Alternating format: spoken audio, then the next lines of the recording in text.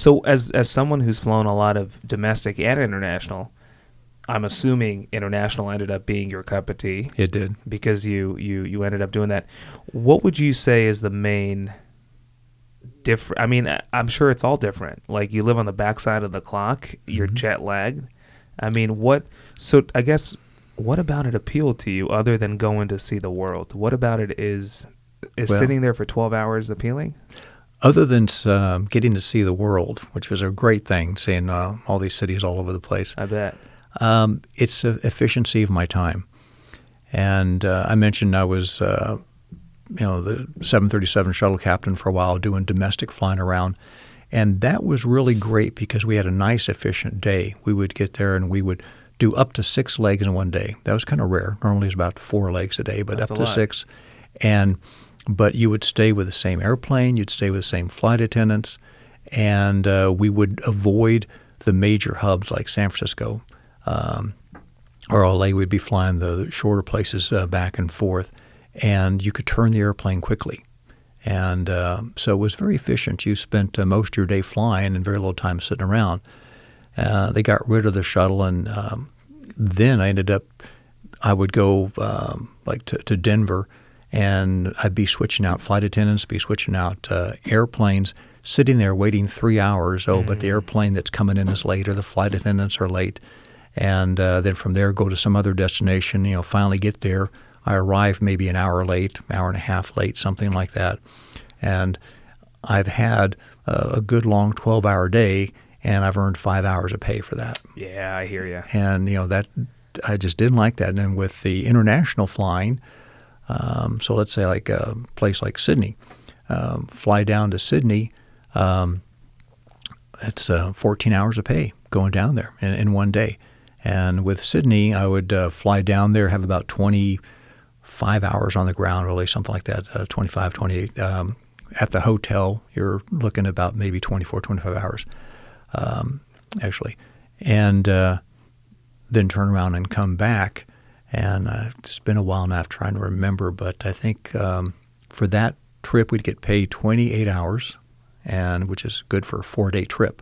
Wow. So you get 28 hours pay for a 4-day trip, but we'd leave late in the evening. It was typically around a 10 o'clock departure, 10:30 departure at night. Because you're going back in time. Well, just to arrive there in the morning for them. And then we would arrive back here in the morning about 6 o'clock in the morning and on day 4. So you're leaving late on day 1, getting back very early on day 4. So you're really only on day 2 and 3 and a little bit of 1 and 4.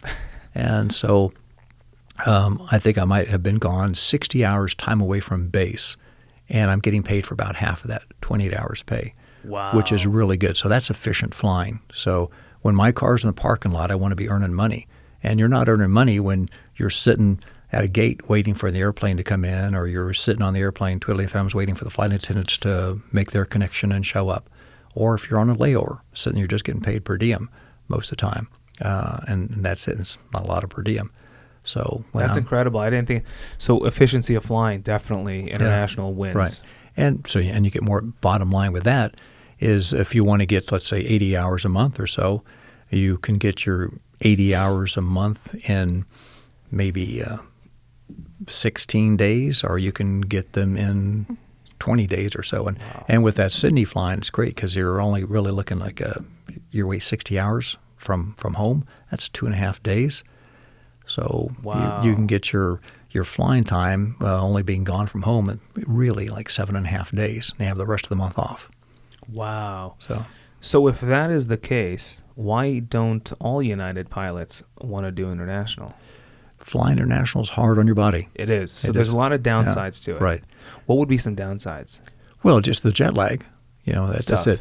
And some guys just don't want to deal with flying overseas, doing all the procedures that it takes to get over water and dealing with other countries. But I think most of them, it's just that they like having their body pretty much on the same body clock time. The worst you're going to have here is going to the East Coast, 3-hour time change. 3-hour difference.